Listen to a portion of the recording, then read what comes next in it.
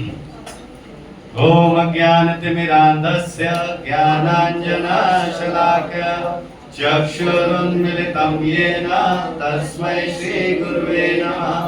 श्रीचैतन्यमनोभीष्टं स्थापितं येन भूतले स्वयं रूपा कलामयं ददाति स्वपदान्तिकं। वन्देऽहं श्रीगुरो श्रीयुतपदकमलं श्रीगुरून् वैष्णवांश्च श्रीरूपं साग्रजातं सहगण रघुनाथान्वितं तं सजीवं साद्वैतं सावधूतं परिजनसहितं कृष्ण चैतन्य देवं श्रीराधा कृष्ण पादान् सहगण श्रीवासिकामितांश्च। हे कृष्ण करुणा सिंधु दीनबंधु जगत्पते गोपेश गोपिका कांत राधा कांत नमस्ते। तप्त कांचन गौरांगी राधे वृंदावनेश्वरी विश्वभानुसुते देवी प्रणमामि हरिप्रिये। वाञ्छाकल्पतरुभ्यश्च कृपा सिन्धुभ्येव च पतितानां पावनेभ्यो वैष्णवेभ्यो नमो नमः। जय श्री कृष्ण चैतन्य प्रभु नित्यानंद श्री अद्वैत गदाधर श्रीवासादि गौर भक्तवृंद। हरे कृष्णा कृष्णा कृष्णा हरे हरे हरे राम राम राम हरे हरे। नमो विष्णुपादाय कृष्णपृष्ठाय भूतले श्रीमते भक्ति वेदांत स्वामिने नामिने।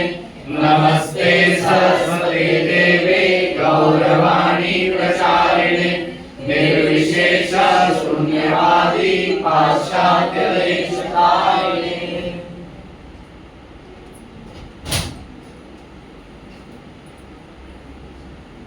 हरे कृष्णा। तो एक बार फिर से आप लोगों का स्वागत है।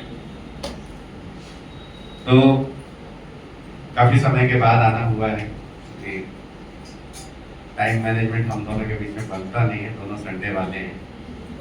तो हमारा सेंटर भी संडे चलता है, तो इस वजह से पॉसिबिलिटीज कम रहती है, बट अच्छा लगता है मुझे यहाँ आना। और आज हम चर्चा करेंगे श्री जगन्नाथ बलदेव सुभद्रा महारानी के विषय में, क्योंकि आप जानते हैं कि इस समय आनंद उत्सव एक तरीके से चल रहा है, जब हम सब लोग आंखों को बड़ा करके एकदम, जैसे हमेशा जगन्नाथ जी की आंखें बड़ी होती हैं, ये वो समय होता है जब हमारी आंखें बड़ी हो जाती हैं।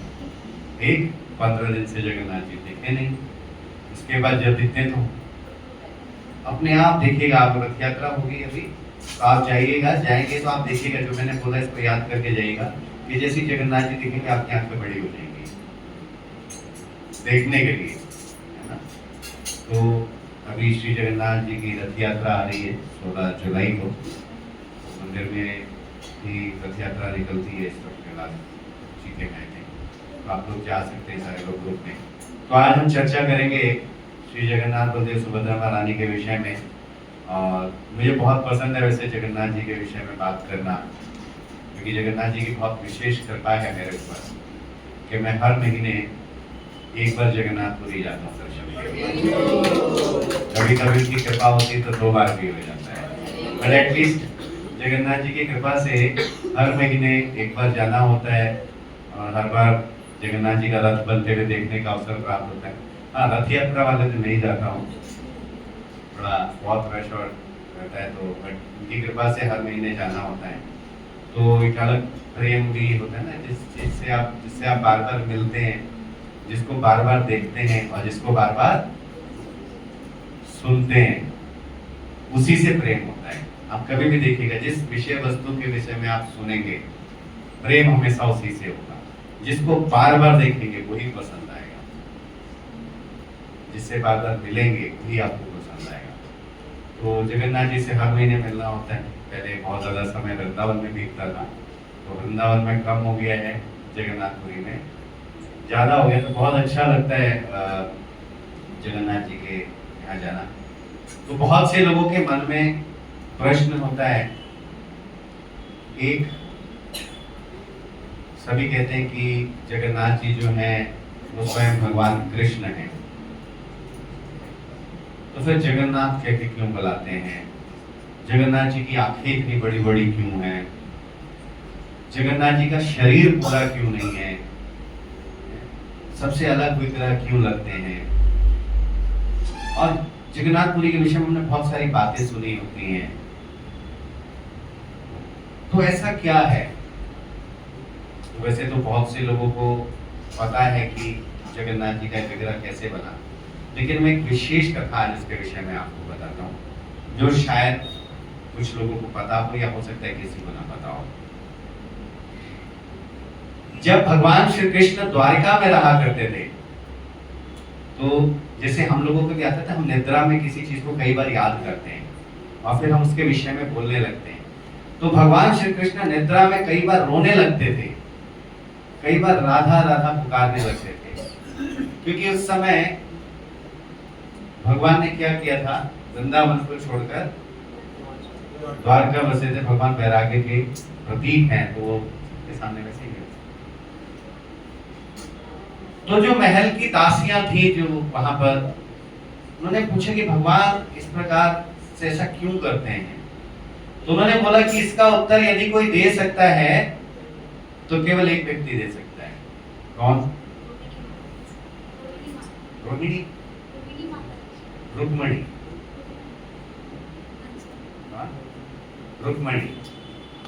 तो वो रुक्मणी के पास गई और उन्होंने उनसे अनुरोध किया। उन्होंने बताया कि भगवान रात में जो है वो राधे राधे क्यों कहते हैं। तो जब उन्होंने प्रश्न पूछा रुक्मणी से, तो उन्होंने उनसे कहा कि ये जो लीला है इसके विषय में आप बताइए। तो रुक्मणी ने एक कंडीशन रखा कि ठीक है, मैं इस लीला के विषय में आपको बता दूंगी, लेकिन कंडीशन ये है कि जब मैं इस लीला का वर्णन करूं तो उस समय कृष्ण जो है उपस्थित ना हो। कृष्ण की उपस्थिति उस समय नहीं होनी चाहिए। तो उन्होंने 2 लोगों की ड्यूटी लगा दी गेट पर कि अगर कृष्ण आएंगे तो आप क्या करना है, आपको रोकना है। तो 2 जने बाहर बैठ गए। रुक्मणी ने कथा बताना क्या करा, प्रारंभ किया। जैसे जैसे वो रासलीलाओं के विषय में, गोपियों के प्रेम के विषय में, श्रीमती राधा रानी के विषय में रुक्मणी बताती चली गई, तो इतनी सुंदर महिमा चल रही थी कि उसी समय जो है कृष्ण बलराम वहां पहुंचे। तो गेट पर जो दासियां थी उन्होंने रोक दिया अंदर जाने से। तो उसी स्थान पर खड़े होकर क्या करने लगे, लीलाओं का आस्वादन ले रहे, उन्हीं की लीलाओं को सुनने लगे। और उस महिमा को सुनने में वो इतना डूब गए, कृष्ण और बलराम जो हैं, कि उनकी आंखों से क्या बहने लगे, आंसू बहने लगे। भगवान क्या हो गए, प्रेम में डूबने लगे और उनके हाथ और पैर भीतर समाने लगे। कहां समाने लगे? भीतर समाने लगे। और इस वजह से उनकी आंखें जो है वो बहुत बड़ी बड़ी हो गई। और उससे समय जो है सुभद्रा जी जो है वो बीच में खड़ी थी, तो जिस अवस्था में खड़ी थी वो उसी अवस्था में हालत हो गई। तो ये जो है मेन क्रश है जिसको बोलते हैं कि किस प्रकार से वो। तो इसी समय क्या हुए, नारद मुनि आए। नारद मुनि ने जब इस अद्भुत रूप को देखा तो वो चकित रह गए, यार ये भगवान का कैसा स्वरूप है। भगवान के इतने स्वरूप, इतने अवतरण देखे, लेकिन ये बिल्कुल अलग है। तो उस समय जो है उन्होंने प्रार्थना की। किसने प्रार्थना की? नारद मुनि ने प्रार्थना की। वे कलयुग में जो जीव है वो इतने पतित हो जाएंगे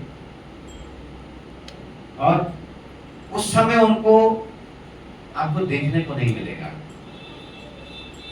तो उस समय जो है आपका जो करुणामय रूप है उनको ये देखने के मिलेगा कि क्या करुणा से उस समय मार गए थे। जब उन्होंने सारी लीलाएं सुनी तो भगवान को करुणा से भर गए। तो उन्होंने प्रार्थना की कि कलयुग में आपका ये रूप देखने को मिले। तो भगवान ने उनको कहा तथास्तु, मैं कलयुग में इसी रूप में जगन्नाथ बनकर प्रकट होऊंगा। और इस प्रकार से जगन्नाथ बलदेव सुभद्रा महारानी के प्रकट होने की लीला प्रारंभ होती है। ये लीला प्रारंभ होने का प्रथम स्थान है जहां से ये शुरू होती है। तो उस समय जो सतयुग के अंत में जो पुरी है, ये मालवा के नाम से जाना जाता था। किस नाम से जानते थे? मालवा। तो उस समय मालवा के जो महान भक्त और राजा थे वो थे राजा इंद्रद्युम्न। थे वो बहुत अच्छे वैष्णव थे, भक्त थे, और उनकी एक ही इच्छा थी कि मैं भगवान का एक ऐसा विग्रह स्थापित करूं जिसकी पूजा पूरा संसार करे। राजा इंद्रद्युम्न की एक ही इच्छा थी कि मैं ऐसा एक विग्रह स्थापित करूं जिसकी जो पूजा है पूरा संसार करे। तो एक दिन एक साधु जो राजा इंद्रद्युम्न से मिले और उन्होंने कहा कि उड़ीसा के वन में नीलमाधव नाम से स्वयं भगवान विराजमान है। किस नाम से विराजमान है? नीलमाधव के नाम से। तो उनको जब ये बात पता लगी तो उन्होंने नीलमाधव को खोजने के लिए अपने एक मंत्री को भेजा। उस मंत्री का नाम था विद्यापति। कौन थे वो? विद्यापति। उससे पहले उन्होंने बहुत अलग अलग लोगों को भेजा और वो सभी लोग क्या हो गए? असफल हो गए, वो ढूंढ नहीं पाए। तो उस समय उन्होंने नियुक्त किया विद्यापति को। विद्यापति बहुत स्मार्ट, चतुर थे और उन्होंने अलग अलग जाके गांव में लोगों से पता किया, कुछ नई बात, कुछ अनोखी बात पता लगे कि जो नीलमाधव है उनकी सेवा कर कौन रहा है। तो किसी को कुछ पता नहीं था। फिर उन्हें पता लगा कि एक व्यक्ति है जो सुबह जाता है जंगलों में और शाम को लौटता है, लेकिन जब वो लौटता है तो उसके मुख पे एक अलग तेज होता है। तो जो नीलमाधव की पुत्री थी उससे विद्यापति ने पूछा। विद्यापति जो है उनकी पुत्री से, जिनकी जो भगवान की सेवा कर रहे थे, उससे विवाह किया। उनसे प्रश्न पूछा तो पहले वो नहीं बोला, लेकिन बहुत जिद करने के बाद उन्होंने बताया कि मेरे पिताजी नीलमाधव की सेवा करते हैं। उसने जिद करी कि मुझे भी नीलमाधव देखते हैं। तो पहले तो तैयार नहीं हुए और उसका नाम था विवस्वु, विश्ववसु नाम था उसका। तो फिर विश्ववसु जो है वो तैयार हुए ले जाने के लिए। तो जब वो उनको जंगलों में लेके जा रहे थे तो उन्होंने क्या करा? पट्टी बांध दिया विद्यापति की आंखों में। तो विद्यापति बहुत चतुर थे, उन्होंने जेब में सरसों के दाने रख लिए। तो जैसे जैसे चलते रहे वो दाने गिराते चले गए। जब वहां उन्होंने उन्होंने दर्शन किए और जब बारिश हुई तो जो सरसों के दाने गिरे थे उससे वो रास्ता बन गया वहां तक जाने का। तो विद्यापति आए इंद्रद्युम्न के पास, उन्होंने खुश होकर बताया कि मैंने नीलमाधव को देख लिया है, मैंने खोज लिया है। राजा इंद्रद्युम्न एक विशाल सेना लेकर वहां पहुंच गए। जब वो वहां पहुंचे तो नीलमाधव नहीं थे, अंतर ध्यान हो गए। नीलमाधव वहां से चले गए थे। तो राजा क्या हुए? फूट फूट के रोने लगे कि इतनी सारी तपस्या, इतनी मेहनत के बाद नीलमाधव का पता लगा, लेकिन मैं कितना अभागा हूं, मैं कितना पापी हूं कि मुझे दर्शन नहीं दिए। विद्यापति को मिल गए, विश्ववसु को मिले, उन्होंने सेवा की, लेकिन मैं कैसा भागा हूं। तो उसी समय ब्रह्मा जी की आकाशवाणी हुई और उन्होंने कहा कि हे राजन, बड़े अच्छे अच्छे मक्खियां हैं यहाँ पे, ये जगाती रहती हैं। तो तभी आकाशवाणी हुई, बोले हे राजन तुम दुखी मत हो, समुद्र में एक दिव्य दारू की लकड़ी आएगी। किसकी लकड़ी आएगी? दारू की लकड़ी। ये वाला दारू नहीं, देखो मुस्कुरा रहा है, दारू की नकली बात और दारू की लकड़ी, दारू नहीं है, उसी से मेरा विग्रह बनाना है ना। दारू की लकड़ी आएगी, आंखें अलग ही चमक रही थी, तो उससे क्या करना, मेरा विग्रह बनाना। तो इसी प्रकार से फिर समुद्र में जो दारू की लकड़ी है का एक दिन आगमन हुआ, तैरते हुए जो है दारू की लकड़ी आई। तो उस लकड़ी की कुछ विशेषता क्या थी कि उस लकड़ी के ऊपर शंख, चक्र, गदा और पद्म के चिन्ह बने हुए थे। ये उसकी पहचान थी, है ना। तो उस लकड़ी को उन्होंने आदेश दिया कि निकालो। ये जो लकड़ी को निकालने लगे तो लकड़ी निकल नहीं रही थी। बहुत से सैनिकों को लगाया, निकालो, हाथी घोड़े बुलाए, तब भी वो लकड़ी नहीं निकली। फिर बताया गया कि भाई अगर इस लकड़ी को निकालना है तो दो लोग निकाल सकते हैं। कौन कौन? विश्ववसु और विद्यापति। जब विश्ववसु और विद्यापति ने उसको छुआ तो एकदम अपने आप तैर के वो बाहर आ गई, है ना। तो अर्थात भक्तों के स्पर्श मात्र से वो क्या हो गए, बिल्कुल लाइट हो गए, बहुत हल्के हो गए। फिर जब राजा ने लकड़ी को लेकर आए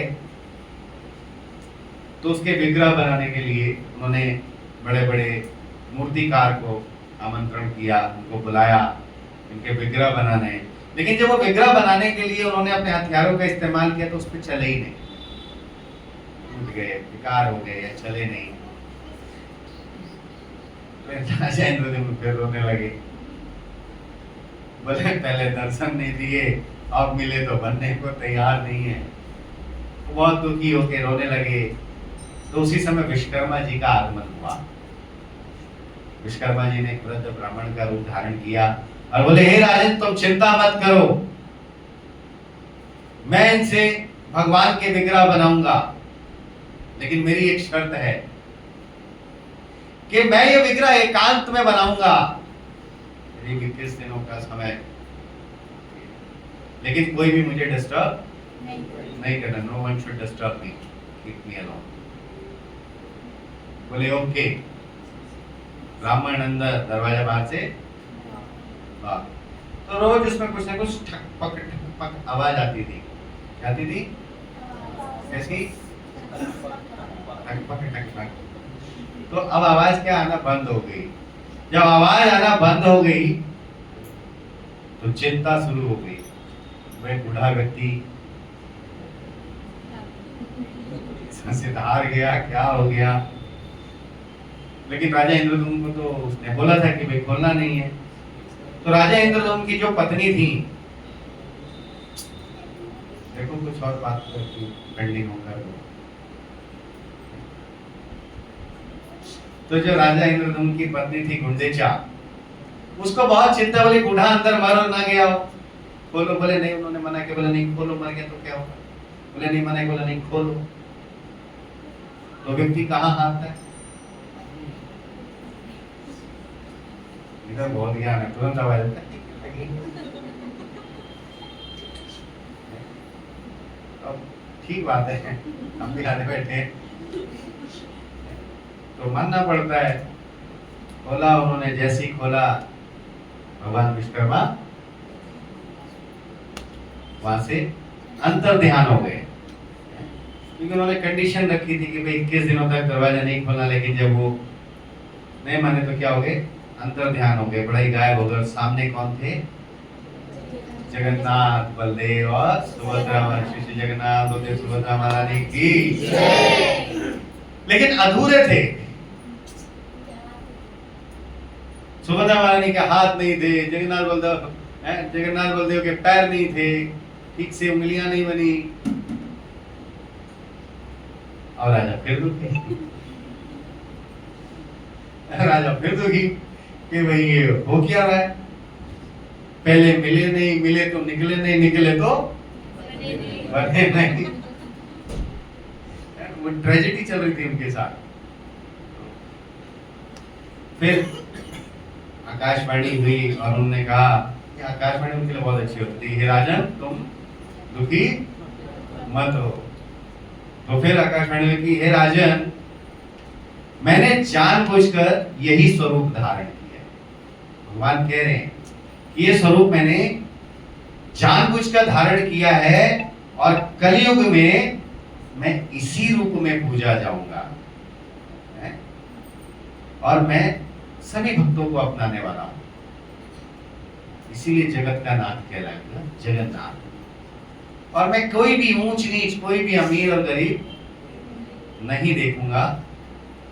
तो इनका नाम जब जगन्नाथ पड़ा तो दो चीजें आती हैं, जगत और नाथ, यानी कि पूरे संसार के क्या है वो नाथ है। ऐसा नहीं कि केवल हिंदुओं के नाथ है, वो पूरे संसार के नाथ है। इसलिए वो कहा बने जगन्नाथ जी बने। तो जब जगन्नाथ जी 15 दिन के लिए क्वारंटाइन होते हैं, तबीयत खराब होती है, अलग अलग दवाइयाँ मेडिसिन चलते हैं। जैसे अभी एक हमारे मित्र थे, वो पहुंच गए इसी समय क्वारंटाइन टाइम में। उनको पता था कि सर जो है हर महीने जाते हैं मेरे ऑफिस में HR डिपार्टमेंट में, तो उसको अग्नि प्रज्वलित हुई कि मैं भी जाऊंगा। वो गया तो किसी ने बोला, जी डॉक्टर साहब वो तो भगवान तो क्वारंटाइन है। बोले भाई ये क्या होता है? और उसने भी क्वारंटाइन सुना था कि भाई जब कोविड आएगा, आप लोग जानते हैं 90% लोग को क्वारंटाइन का मतलब जब पता लगा जब कोविड आया। लॉकडाउन का तो मतलब ही नहीं पता था किसी को। आप लोग जानते थे लॉकडाउन का क्या मतलब होता है? कोविड से पहले नहीं जानते थे ना। लॉकडाउन का मतलब होता था कोई नहीं निकलेगा। तो ऐसे ही भगवान क्वारंटाइन थे। बोला अच्छा, फिर तो पंडा था, उसने बोला कोई बात नहीं, आप और भी भाग्यशाली हैं। तो समझाया, बोले कैसे भाई?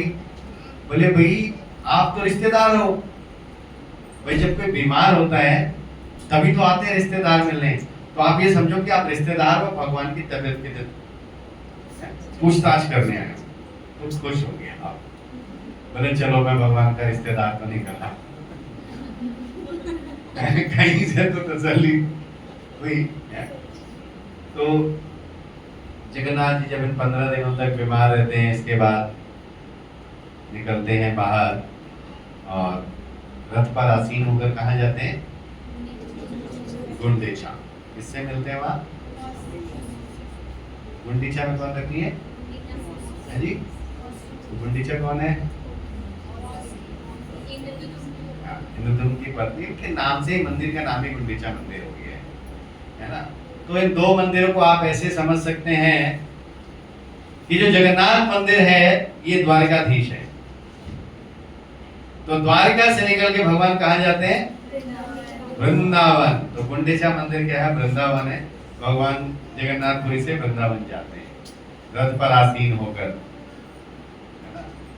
जाते हैं ना पालकी पर बैठ के। जब तो उस तरीके से भगवान गुंडीचा में वृंदावन एक्चुअली जाते हैं अपनी मौसी से मिलने के लिए। और उस समय जो है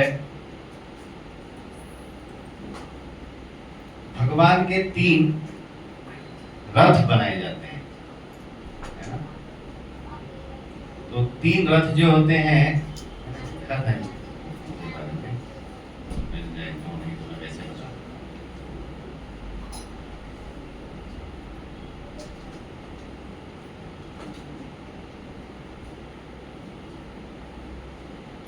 चलिए मैं वैसे बताने का प्रयास करता हूँ, मैंने कहा लिख दिया है। तो 3 जो है रथ बनाए जाते हैं। और ये जो रथ बनाने की प्रक्रिया है, आप जानते हैं कब शुरू होती है? हाँ जी, किसी को पता है? श्री राधा भगवान की, श्री जगन्नाथ देव भगवान की। तो ये रथ बनाने की प्रक्रिया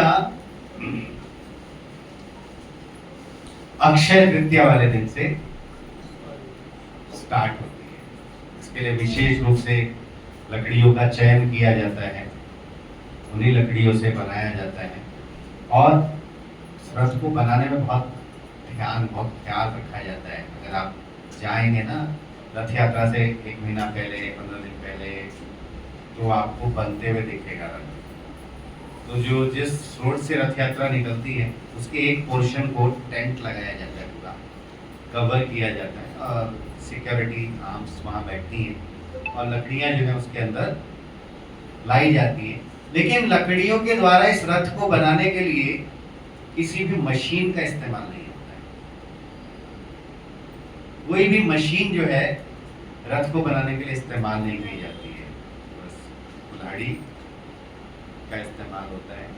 हाथ से चलने वाली औजार का आप कह सकते हैं, छेनी वगैरह का इस्तेमाल होता है, जिसके द्वारा उसके ऊपर सारे कारीगरी और जो भी काम है वो किए जाते हैं।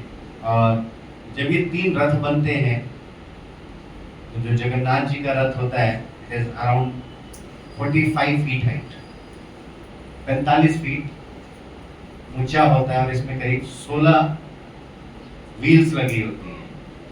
एक व्हील जो है करीब 6.5 फीट के आसपास का होता है। तो मैं जब गया था पहली बार, जब मैंने देखा तो मैं जाके व्हील्स के पास ऐसे खड़ा हो गया, नाप देंगे, पता ना एक्साइटमेंट होती है। तो मेरे में बड़ी एक्साइटमेंट, नापो, फोटो खींच, मेरे से भी बड़ा है, ऐसे करके मैंने फोटो खींचे, देखो बड़ा है।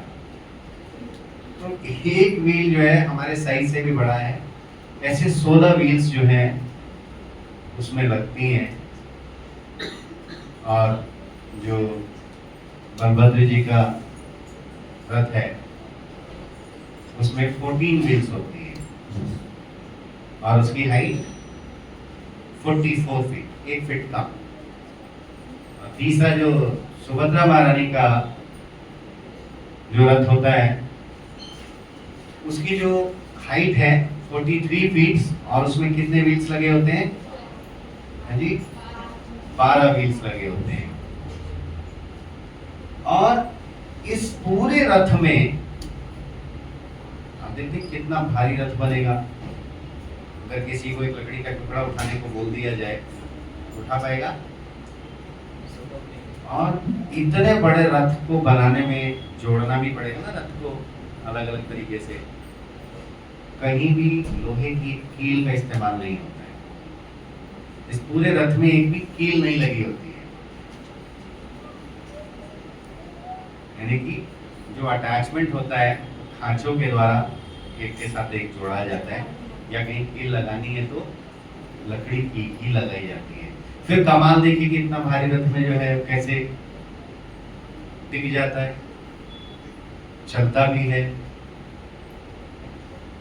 और जगन्नाथ जी क्या कहते हैं कि जब मैं गुंडीचा मंदिर जाऊंगा तो अपने भक्तों के साथ जाऊंगा, तो रथ पे अकेले आसीन नहीं होते हैं, सैकड़ों लोग उस पर खड़े होते हैं।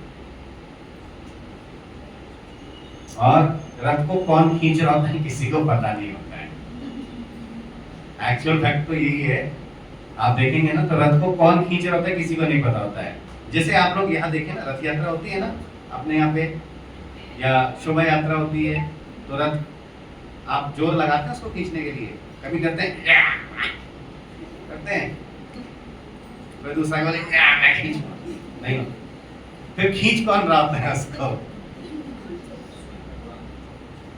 कभी सोच के देखिए कि कोई भी जोर नहीं। देखो ना रथ यात्रा में जब जाते हैं, इधर माता दौड़ के जाएंगे तो प्रभु जी चलो हम लेके चल रहे हैं, लेकिन वो जोर नहीं लगा हुआ, ऐसे हाथ पकड़, सब ऐसे टच ही करते हैं ना। आप लोग सच बताइए, सब टच करते हो ना, कोई जोर नहीं लगाता है ना, फिर चल कैसे रहा है? भगवान स्वयं बंध जाते हैं भक्तों के साथ, स्वयं बन जाते हैं, बोलते चलो।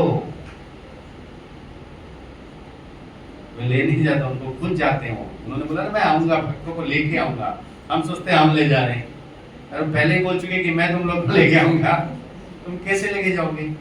तो भगवान जैसे इस कथा में ही आया कि विष्णु वसु और जब विद्यापति ने उसको टच किया भगवान को तो लाइट हो गए। तो पूरा का पूरा रथ ही भक्त लोग टच कर रहे हैं ना, तो भगवान का जीरो कर देते हैं। और मैंने किसी लीला देखी थी, अब तो बहुत सारे नॉर्म्स बन गए हैं रथ यात्रा को लेके, because of Jagannathpuri and many things. पहले कभी भी रथ यात्रा होती थी। नवंबर के आसपास जब हमारे यहाँ जगन्नाथ जी की रथ यात्रा होती, उससे पहले लुधियाना में एक बहुत बड़ी रथ यात्रा होती थी। तो मैं दिल्ली से लुधियाना जाता था, इतना एक्साइटेड रहता था रथ यात्रा के लिए। तो मैं रथ यात्रा अटेंड करने के लिए सुबह ट्रेन जाती है शान पंजाब, उसमें बैठता था, जाता था। वो 10 ही बजे उतार देती थी, यात्रा 12 बजे शुरू होती थी, 2 बजे शुरू होती थी। तो 4 घंटे ऐसे ही बैठा रहता था मैं इधर उधर घूम घाम के। लेकिन रथ यात्रा में बड़ा अच्छा लगता था। रात को 8 बजे खत्म होनी होती थी, तो ट्रेन आती थी करीब 7 बजे लुधियाना, तो 7 बजे मैं उसको पकड़ गया था। तो एक बार आई थिंक रथ के पहिए में कुछ प्रॉब्लम हो गया होगा, हिल नहीं रहा था। उन्होंने एस्कॉर्ट्स कंपनी की, मेरे को अभी नाम भी याद है कौन सी कंपनी की जेसीबी मशीन थी, एस्कॉर्ट्स की बुलाई, रथ को खींच रही, रथ हिलाई। उन्हें एक और जेसीबी बुलाई, वो दोनों मिलकर खींचे, वो हिलाई नहीं। गुरु महाराज भी उसमें गए थे। 1-1.5 घंटे तक रथ हिला नहीं। फिर 1-1.5 घंटे के बाद अचानक ही मूड हो गया, वो अपने आप ही हिल गया। भक्त लोग भी वापस खींच के ले गए, जेसीबी उसको हिला नहीं पाए। तो भक्तों की कृपा, भक्त के स्पर्श मात्र से जगन्नाथ जी चलते हैं, ये विशेष मतलब उनकी खासियत है। जैसे आप में से कुछ लोग द्वारकाधीश गए होंगे, गए कोई द्वारकाधीश गुजरात? आप लोग जानते हैं द्वारकाधीश में जो द्वारकाधीश जी बैठे हैं, सब कॉपी, जानते हैं आप लोग? वो ओरिजिनल विग्रह नहीं है। मेरे भी को पता लगा और इतनी दूर है, ओरिजिनल नहीं है। तो वहां किसी ने बताया था कि जो ओरिजिनल द्वारकाधीश जी हैं वो कहाँ पर है। मैं मिल के आया, फिर उनसे कथा सुनने के बाद एक्साइटेड हो गया ना मैं। अहमदाबाद से करीब 1 घंटे का रास्ता है, स्थान है, स्थान का नाम है डाकोर। डाकोर उस जगह का नाम है। तो वहां पर जो है भगवान रणछोड़ के नाम से विराजित है। तो जो उनका भक्त था ना, उस समय वो द्वारकाधीश जाता था हमेशा दर्शन करने के लिए, लेकिन व्रत हो गया तो बोला भाई मेरे बस की नहीं है, वो कहाँ डाकोर से कहाँ द्वारकाधीश में आऊँ तुम्हारे दर्शन, और मेरे बस की नहीं है, माफ करो, अगर तुम्हारे बस की हो तो तुम मेरा दर्शन करो। तो बैलगाड़ी पर उन्होंने द्वारकाधीश को बिठाया और लेके डाकोर चल पड़े। रास्ते में वो भक्त क्या हो गया, सो गया। फिर भगवान उठे, बोले भाई तुम सो, हम ले चलते। तो स्वयं भगवान बैलगाड़ी चला के डाकोर आए और वहां विराजित हो गए थे। लेकिन जब द्वारकाधीश के ब्राह्मणों को पता लगा ना, तो वो रोते रोते वहां पहुंच के बोले जी हमारा तो धंधा बंद, आपके बिना द्वारकाधीश में हमारा क्या काम। बोले भाई देखो अब तो मैं यहाँ आ गया हूँ, नहीं जाऊंगा।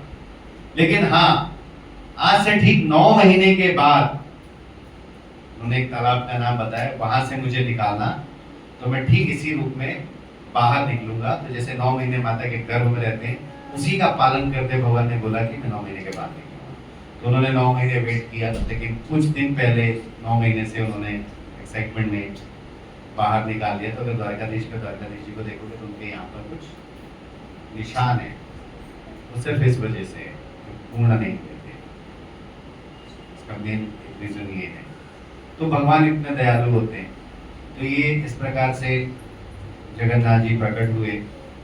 और अगर आप पूरी जाएं तो देखेंगे वहाँ बहुत सारी लीलाएं हैं। वैसे तो वी हैव 10 more minutes, उसके बाद मुझे भी डील करना है, तो मैं इन शॉर्ट में वो भी बताता हूँ आपको।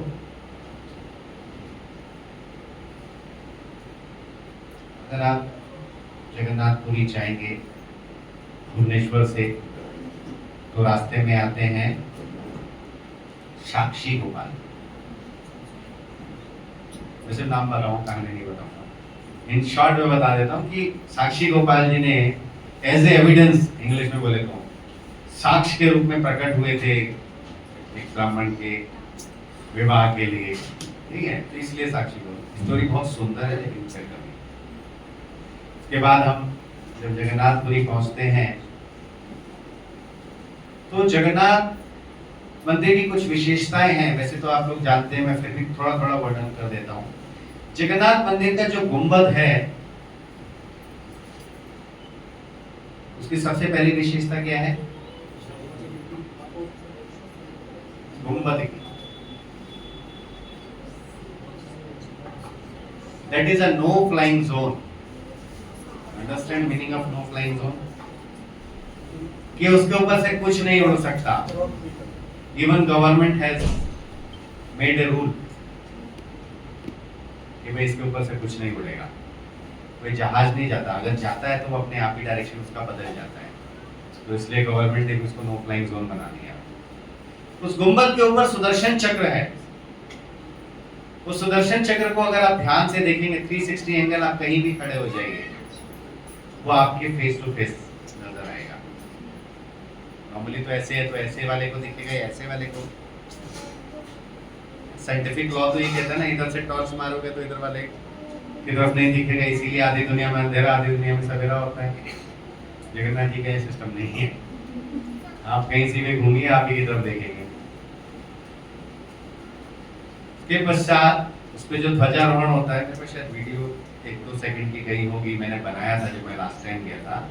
तो मैं खड़ा था सामने, जब जगन्नाथ जी के टेम्पल के ऊपर जो गुंबद पे झंडा लगा था, वो एग्जैक्टली विंड के ऑपोजिट उड़ रहा था, और मेरे बगल में एक झंडा था छोटे से मंदिर के ऊपर, वो विंड की तरफ। तो मैंने दोनों झंडों की वीडियो बनाई कि ये इधर उड़ रहा है, ये उधर उड़ रहा है।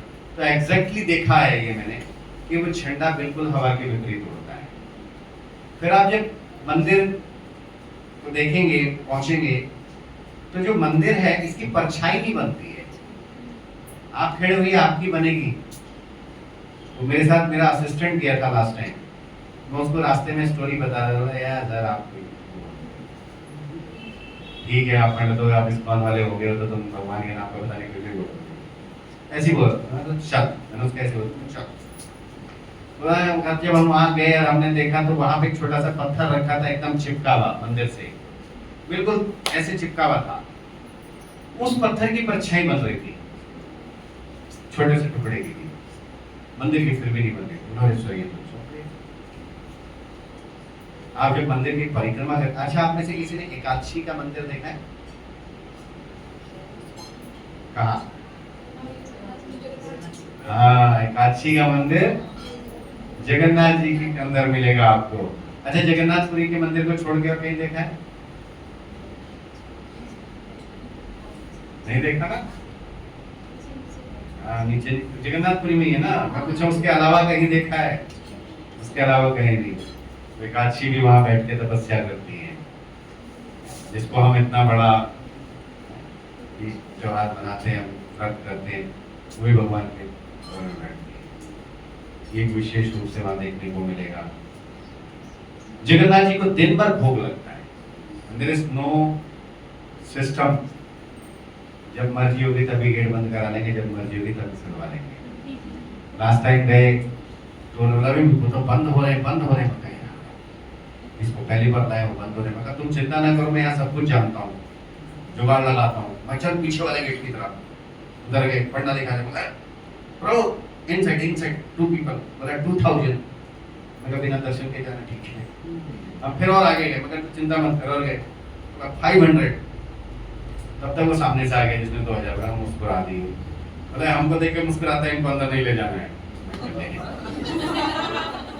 बड़े मुश्किल से 500 में बात बनी हो ना, हमको देख के मुस्कुराया, नहीं ले जाना। बोला ठीक है जी, नहीं ले जा सकता। फिर बोले भाई ठीक है। फिर एक देखा, प्रभु प्लीज। बोला मैं अंदर कराता नहीं, लेकिन चलो, वैसे वैसे नहीं लेता। वो निकल के मंदिर की सेवा करते जाए।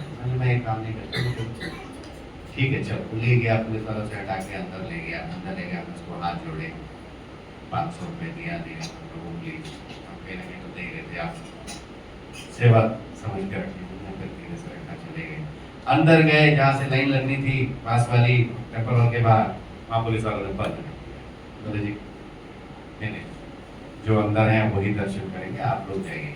मगर भाई आनंद बाजारी दिखा दे। बोले उधर भी नहीं जा सकते अभी। हो गया। बोला चलो भाई, गर्दन घुमाओ, चलो जैसे ही हमने पीठ घुमाया तो पीछे रेलिंग के बजने की थोड़ी आवाज आई। मैं बोला इसका मतलब किसी ने तो धक्का मारा है, थोड़ा सा खुला है। तो मेरे साथ था, मैंने ऐसे पकड़ा, मैं कहा कूदो अंदर, और 2 ही लोग उससे अंदर गए, वो हम ही दो थे। फिर वापस लग गया। जगन्नाथ जी ने बुला लिया और फिर हमें एकदम गर्भगृह तक जाके दर्शन दिए, गर्भगृह तक बिल्कुल। ऐसे ही जगन्नाथ जी की कृपा। और कभी भी खुलेंगे, कभी भी बंद करेंगे, दिन भर भोजन चलता है। आप लोगों से कोई किचन की तरफ गया है? जगन्नाथ जी की किचन देखी आपने? आप 10 रुपए में टिकट मिलती है आजकल, अगर नहीं देखी तो आप 10 रुपए की टिकट लेके अंदर जा सकते हैं। तो जब आप जगन्नाथ जी के किचन की तरफ जाएंगे तो वहां जितनी भी सब्जियों के काटने का कार्य है ना, किचन के बाहर होता है। किचन के अंदर सब्जियां वगैरह जो है नहीं कटती। किचन के बाहर पूरा जो एरिया बना हुआ है उस पे सब्जियां वो लोग काटते हैं। आप लोग के पैर भी जलेगा और पूरे दिन बैठ के काटते हैं। ऐसा लड़का गया तो रोने लग गया, मैं उसको उतार के नीचे उतारा, मैं इस पे चल नहीं चलेगा। हम लोग चलने लगे तो सब्जियां बाहर ही कटती है। फिर थोड़ा आप आगे जाएंगे तो कुआं आता है, उसका नाम है गंगा कुआं। जितना भी प्रसाद बनता है उसका जल उसी कुएं से निकाला जाता है। फिर 30, 40, 50 आदमी केवल उस कुएं से पानी निकालने का काम है। And you can not touch. अगर आपने उनको टच कर दिया तो वो छोड़ देंगे खाने उसी समय। They have to go back to take a bath. दोबारा उनको नहाना पड़ेगा, बहुत दूर रहते हैं सबसे। तो आप जाएंगे, ऐसे घूमेंगे तो देखेंगे झरोके बने हुए छोटे छोटे से, आप उसमें से ऐसे झांक सकते हैं। अंदर जाने के लिए आ जाते हैं, फिर झांकने पड़ेगा। तो आपको लकड़ियां जलती हुई दिखेंगी, बर्तन उस पे, भाई इसके बाकी चीजों के। अच्छा, जो लकड़ियां है ना वो भी किचन में जाके आप नहीं दे सकते। आप जरूर तो उसको ध्यान से देखोगे तो उसी में लकड़ियां ऐसे रखी हुई होती हैं, क्योंकि जो अंदर प्रसाद बना रहा है उसके सिवा कोई दूसरा जा ही नहीं सकता, और वो ऐसे लकड़ियां खींच लेगा। लकड़ी देने के आप अंदर नहीं जा सकते। फिर आप थोड़ा आगे चलेंगे तो एक और कुआं आता है, यमुना कुआं। उससे भी जल निकाला जाता है, यानी कि जो जल है वो भी नेचुरल, क्योंकि स्वयं गंगा जी और यमुना जी वहां विराजित हैं सेवा के लिए, एक्चुअली प्रकट हुई है वो। और वो जल भी लेके अंदर नहीं जाते हैं। तो उन्हीं जो छोटी छोटी सी खिड़कियां बनी है उसमें स्टील की प्लेट, टीन की चादरें लगा के ऐसे एंगल झुकाया हुआ है। तो वहीं से वो ऐसे पानी डालेंगे और वो अंदर पानी आ जाएगा। पानी में अंदर लेके आप नहीं जा सकते। और जो व्यक्ति वहां काम करते हैं ना, सब काले काले लुंगी बांध के, वो गमछा बांधते थे, और चारों तरफ पानी के पाइप लगे हुए हैं। काम करते रहेंगे, पानी अपने शरीर पे फेंकते रहेंगे। इतनी तपिश है वहां पे। इनसाइड किचन वालों का क्या हाल होगा। तो मेरे साथ जो लड़का गया वो एक्चुअली रोने लग गया, उसके पैर जल रहे थे। तो बोला भाई तुम बैठो, मैं तुम्हारी चप्पल लेके आता हूँ। मैं बॉस पे चप्पल ला के तुम रो मत। अब वो वहां काम करते हैं, सोचिए। और जो अंदर भोजन पकता है तो जिन मिट्टी के बर्तनों में डाला जाता है वो बर्तन सिर्फ एक बार इस्तेमाल होता है, वो दोबारा यूज में नहीं आता। अच्छा, आप लोग घर में कढ़ाई में बहुत सुंदर सुंदर पकवान बनाते हैं ना खाने के लिए, सब्जी पे कड़छी लेते हैं, पूरा टाइम जब तक वो बनती नहीं चलाते हैं, जल ना जाए थोड़ा। हम जानते हैं वहां जब प्रसाद जो बनता है बड़े बड़े मिट्टी के बर्तन, एक ही बार ऐसे डाल देते हैं, मसाला वसाला जो भी डालना सब एक बार डाल दिया और रख दिया। उसके बाद उसको कुछ भी टच नहीं करते हो, कोई कड़छी कुछ यूज नहीं होती।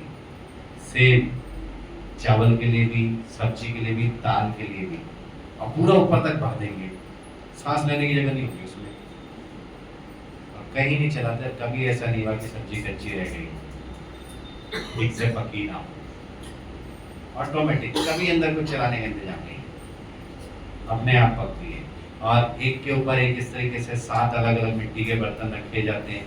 जो सबसे पहले पकता है वो सबसे ऊपर वाला होता है, ये तो आप लोगों ने बहुत सुना होगा, और अंततः नीचे वाला पकता है। तो ये सब एक साइंस के बाहर की बात है। और जो चूल्हा जलता है ना सुबह, जानते कैसे जलता है? प्रतिदिन मंदिर में सबसे पहले यज्ञ होता है, हवन, और उस हवन कुंड से अग्नि को निकाला जाता है। और उससे जो है उसको जलाया जाता है। ऐसे नहीं कि नहीं, टिक टिक तो हम ही लोग करते हैं, बस माने हवन कुंड से उसको जलाया, ये विशेषता है उसकी। फिर वो सारा भोजन जो है जगन्नाथ जी को भोग लगता है और कहाँ जाता है? आनंद बाजार, आनंद बाजार जाता है। और विशेषता है कि यदि उस दिन 50,000 लोग आए और अचानक 1.5 लाख लोग आए, कोई फर्क नहीं पड़ता, प्रसाद कम नहीं होता और वेस्ट नहीं होता। ये उसकी विशेषता है। सोचिए, कोई काउंटिंग तो नहीं होती ना, महाभारत के युद्ध में भी काउंटिंग होती थी कि कल कितने लोग बचेंगे। जानते हैं आप लोग, पहले से पता होता था कि कल कितने लोगों का खाना बनना है। वो जो राजा थे, उड़पी के राजा, उनका काम था किचन में सबके लिए खाना बनाना। उन्होंने युद्ध नहीं लड़ा, बोले सब युद्ध लड़ेंगे तो खाना कौन बनाएगा। तो भगवान के पास गए, बोले भाई कितने लोगों का खाना बनेगा कल, कैसे पता लगेगा कितने मरेंगे। तो भगवान जितने मूंगफली के दाने छोड़ते थे उतने लोग, लाख लोग ऊपर। तो इस तरीके से तो वहां भी इंडिकेशन था, बट यहाँ कोई इंडिकेशन नहीं, बट कभी खाना कम ज्यादा नहीं होता। वो प्रसाद जो है वहां पककर वहां जाता है और फिर वहां सब लोग चबूतरे पे बैठ के लक्ष्मी देके पा सकते हैं। प्रसाद की विशेषता ये होती है कि कभी जूठा नहीं होता। यदि उसको कुत्ता भी आके खा ले तो जूठा नहीं। जब मैं पहली बार गया तो मुझे नहीं पता था, बगल में एक ड्रम रखा था, उसमें छाछ था। पंडा आया, गमछा जी बांध के ऐसे करके, गर्मी होती है ना, ऐसा करते ऐसी, हमने अंदर हाथ डाला, छाछ निकाला, छाछ यहाँ तक आ रही थी। हमने पिया, प्यासा होगा, आधा पिया, बाकी छाछ उसी में डाल दिया। पिया कैसे मुंह लगा के, रात में उन्हें दोबारा फिर निकाला, फिर ऊपर नीचे फिर पी के, ये तो भाई जय हो जगन्नाथ जी जय हो। फिर मुझे नहीं पता था, तो फिर मुझे बताया किसी, मैंने देखा कि एक पंडा देखा तो मिट्टी के टूटे बर्तन में किसी ने खाना खाया होता, वो उसी को लेके आ गया, उसी में चावल लेके खा। ये क्या हिसाब है, उसी प्लेट ले सकता था, टूटा फूटा बर्तन ले लिया, पहले से जूठा पड़ा है। तो फिर उन्होंने मुझे बहुत अच्छे से समझाया कि जगन्नाथपुरी में कभी भी प्रसाद जूठा नहीं होता है। तो आप किसी की भी थाली में खा सकते हैं, और आपकी थाली में यदि कोई खाता है तो आप रोक नहीं सकते, रूल है, ये रूल है, ये वहां का रूल है। तो आप इस चीज को वहां पे बिल्कुल नहीं कर सकते, क्योंकि वहां कुत्ता भी खा के जा सकता है, वहां पे प्रसाद जूठा नहीं होता। फिर विशेष तौर पे मंदिर की कुछ विशेषताएं, आप लोग जाएंगे कभी तो जरूर जाइएगा। मुझे एक बार याद है, माता जी श्वेत गंगा माता जी श्वेत गंगा माता जी ने एक बार मुझे कॉल किया था कि प्रभु जी मेरे को आनंद बाजार का प्रसाद खाना है, दिल्ली जगन्नाथपुरी आनंद बाजार का दाल चावल। बोला ठीक है माता जी। तो मैंने एक टैक्सी बुक की पुरी में, मतलब उसको पूछा कि भाई गर्मा गर्म वाला किस टाइम निकलता है। उसने बताया इतने बजे 1:30 बजे जो आता गर्मा गर्म होता है। मैंने कहा भाई बनाओ मिट्टी के बर्तनों में, मिट्टी के बर्तन में चावल, फिर सब्जियां जो थी वो ली, और उसको मैंने बनवाया। और ड्राइवर को मैंने बोल रखा था कैसे जितने लगे एसी बंद नहीं होना चाहिए जरा, जब तक अंदर जाके बाहर नहीं आता। वो ऐसे ही एसी में मैंने उसको रखा और सीधे एयरपोर्ट, यानी कि प्रसाद लेने के 1 घंटे के बाद एयरपोर्ट और 1.5 घंटे के बाद फ्लाइट थी। वहाँ गया तो एयरपोर्ट पे भी वहाँ की पुलिस इस मामले में बहुत अच्छी होती है। टचवुड मैं महीने में कम से कम 15 से 20 फ्लाइट लेता हूँ, लेकिन जो सिक्योरिटी वहाँ की इस मामले में अच्छी है। मैंने कहा जी प्रसाद है, ले जाओ। फ्लाइट में ले गया, ऊपर रख दिया, वो तो पूरे ठंडा होता है। नीचे उतरा, एयरपोर्ट पे माता जी खड़ी मिली, माता जी क्या माता प्रसाद पाएंगे। जगन्नाथ जी कुछ भी करा सकते हैं, कुछ भी कर सकते हैं। तो ये कुछ विशेष चीजें थी। तो आप लोगों से रिक्वेस्ट है कि अभी जगन्नाथ जी की रथ यात्रा आ रही है, आप सब लोग उसमें जाइए, बड़े धूमधाम से इस उत्सव को मनाइए, बड़ी बड़ी आंखों से देखिएगा। ठीक है, ठीक है। Hare Krishna, thank you very much. कोई प्रश्न है?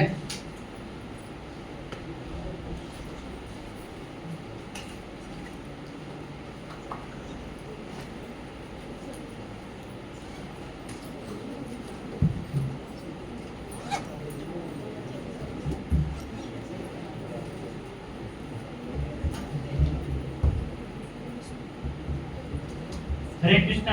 ये कोई क्वेश्चन है? कल पूछ सकते हो, आज के बाद कोई भी बात नहीं।